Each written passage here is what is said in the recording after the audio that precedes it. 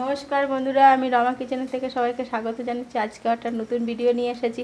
আজকে দেখাবো শিম ভর্তা কীভাবে করি দেখুন। তার জন্য আমি গ্যাসের উপরে কড়াই বসিয়ে দিয়েছি। এবার কড়াইটা গরম হলে সরষের তেল দেবো।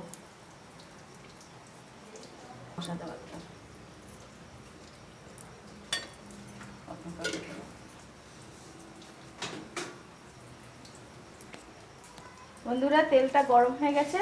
এবারে আমি তেলের মধ্যে বেশ খানিকটা হাফ চামচের মতো কালো জিরে দিয়ে দিলাম, কারণ ভর্তাতে একটু কালো জিরাটা বেশি দিতে হয়।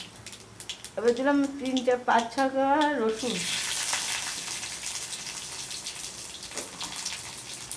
আর দিয়ে দেবো একটা শুকনো লঙ্কা। আর এখানে আমি একটু দানাযুক্ত সিমগুলো নিয়েছি। দানাযুক্ত সিম দিয়ে ভর্তা করলে একটু ভালো লাগে খেতে। ছোটো ছোটো করে কেটে ধুয়ে রেখেছি, এটা দিয়ে দিই।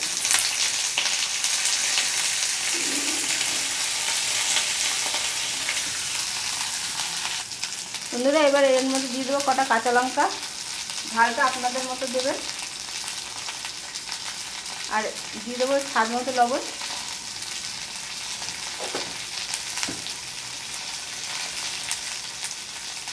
আর দেবো একটু হলুদ গুঁড়ো। বন্ধুরা, এবার আমি এটা ঠান্ডা করে মিক্সচারে একটু পেস্ট করে নেব। আপনারা চাইলে শিলেও পেস্ট করতে পারেন। এটা আমার হয়ে গেল। এবার এর মধ্যে আমি এটা বেটে নিয়ে তারপর আবার আসছি, ঠান্ডা করে একটু বেটে নিয়ে আসবো।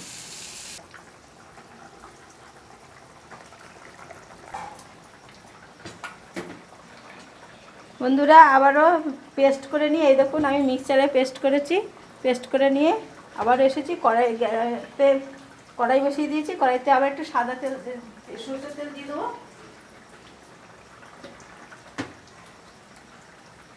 কড়াইতে আবার একটু সরষের তেল দিয়ে দিলাম।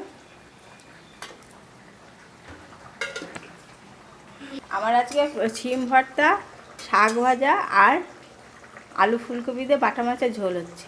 এই দিকটা দেখুন। আর আলু ফুলকপির ঝোলের রেসিপি আমার চ্যানেলে আবারও আছে, দেখে নিতে পারেন। আজকে করেছি আমি বাটা মাছ দিয়ে।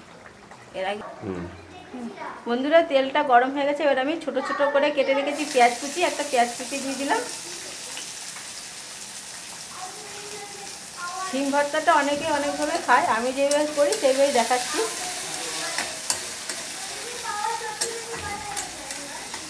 পেঁয়াজটা একটু ভেজে নেব হালকা করে।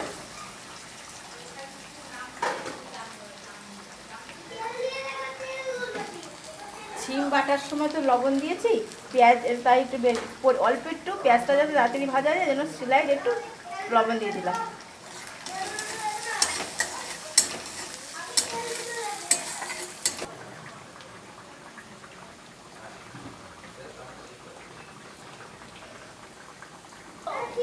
বন্ধুরা দেখুন, পেঁয়াজটা ভাজা হয়ে গেছে। এবার আমি এই শিম বাটাটা দিয়ে দিচ্ছি। বন্ধুরা, আমার এই শিম ভর্তার রেসিপিটা যদি আপনাদের পছন্দ হয় তাহলে একটা লাইক অবশ্যই করবেন, কমেন্ট করবেন, সবার সাথে শেয়ার করবেন এবং কমেন্টে অবশ্যই লিখবেন ভালো কি মন্দ, এবং যত পারবেন বন্ধুবান্ধবের সাথে শেয়ার করে দেবেন।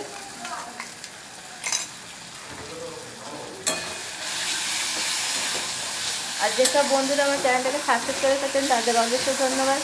আর যেসব বন্ধুরা আমার চ্যানেলটাকে এখনও সাবস্ক্রাইব করে রাখেননি তাদের কাছে বিশেষ অনুরোধ, আমার চ্যানেলটাকে সাবস্ক্রাইব করে আমার পাশে থাকুন আপনারা।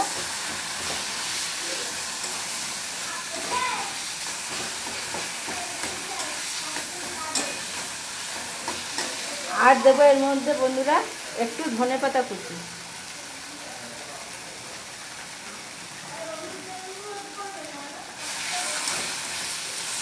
এবার এটা দিয়ে একটু হালকা করে একটু ভাজা ভাজা করে নেব।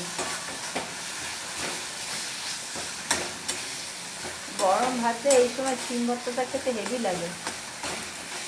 আমি যে করলাম, একবার আপনারা করে খেয়ে দেখবেন, এটা খেতে কিন্তু সত্যিই ভালো লাগে।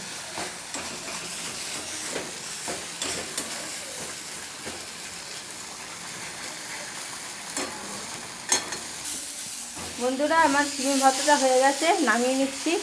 আবারও বলছি, যদি পছন্দ হয় অবশ্যই একটা লাইক অবশ্যই করবেন, আমার চ্যানেলটাকে সাবস্ক্রাইব করে রাখবেন। আর আমি যেভাবে করলাম একবার করে খেয়ে দেখবেন। এখন গরম ভাতে এটা খেতে কিন্তু খুব ভালো লাগে। নমস্কার বন্ধুরা, এবার আমি নামিয়ে নিচ্ছি।